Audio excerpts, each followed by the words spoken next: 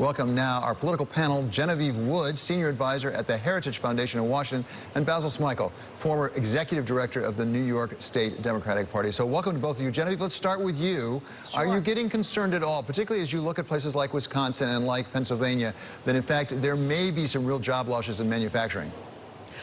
Not if we continue on the path that we're on and don't start the tariff wars. I mean, look, the economy has been very strong under President Trump, and the reality is you're going to have a few places here and there where at times you're not going to have the growth that you had the month before or maybe the 6 months before. But if you look at 2016 and beyond, the economy's done very well, and not just for one group of people, but basically for everybody. And when you look at the most recent jobs report, manufacturing was actually one of the top, I think, 4 or 5 areas where you actually saw an increase in jobs. And this will become very interesting as the political cycle moves on, because you have the Democrats talking a lot about getting rid of a lot of energy jobs, and many of those jobs are in places like Pennsylvania and Ohio and other places that you mentioned.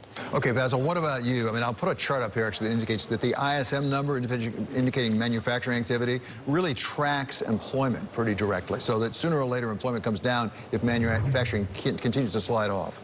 Well, you know, even some of the metrics that may be described as good metrics for this economy, there are businesses and voters that still feels a tremendous amount of anxiety. Listen, when we talk about trade wars, for example, the United States is only 4% of the world population. 95% of the world's consumers live outside of our borders. So there's only so much we can make and sell to each other. And when you have a lot of folks in places like Wisconsin and Pennsylvania, other parts of the country that feel that the president is closing markets for some of our businesses as opposed to opening them, that generates real concern. And I think that Democrats, as was said earlier, we may have talked about coal and other manufacturing jobs declining, but we've also offered recommendations on the other end that could actually benefit some of those workers. My big point, though, in saying all of this, is that it does spell some trouble for the president, because whereas he benefited from some Obama-era policies going into his presidency, voters will blame him directly for any signs of recession. So Genevieve, you can't beat somebody with nobody in politics, as I understand it. Talk about the Democrats that are going to be on that stage. We're going to have all of them on one stage on Thursday, 10 of them. Do any of them have an economic plan that you think might appeal to some of those voters in Wisconsin, in Michigan, in Ohio, in Pennsylvania? Well, and not right now. I think if voters look at the plans very closely at all. I mean, again, if you go back to you talk about the Green New Deal, the health care, Medicare for all plans that they're talking about, that is going to destroy a lot of jobs, probably 7 million jobs within the energy sector. And then you're going to have taxes rising on everybody. And look, we saw what happened, I think, recently in Australia when you had this talk of the economy was doing well there, but the people were so concerned about climate change and that was somehow going to shift the election. That's not what happened. People voted with their pocketbooks. They voted for what they knew.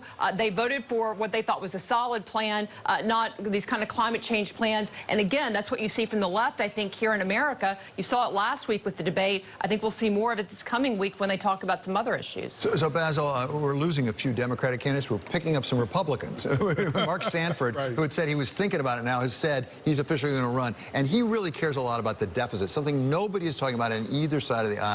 Is he running to make a point, a principle, or does he really think that there's some weakness for Trump to get the nomination? A little of both, but the reality is that a sitting president it's unlikely that any sitting president would lose a primary race. So the real question for Mark Sanford and others is, do you have the energy and the support? Can you marshal the support among Republicans to at least hold the president a little bit more accountable and not just leave it to Democrats to do that?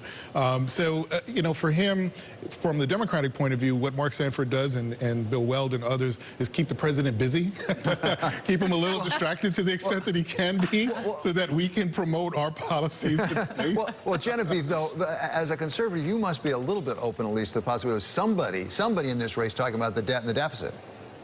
Look, I think, yes, I think it's great to have somebody out there talking about the deficit. But unfortunately for Mark Sanford, I think as we saw, the president went into that state when he was running again for the House race, and likely is the man who actually turned it so that Mark Sanford ended up losing. But I'm happy when anybody on either side of the aisle talks about the deficit as a real problem, because, again, when we talked about economic growth earlier, in addition to tariffs and which I think we all agree on here, something else that drives down the economy and economic numbers for everybody is a growing deficit that we're not willing to deal with, and neither party has been willing to address that. So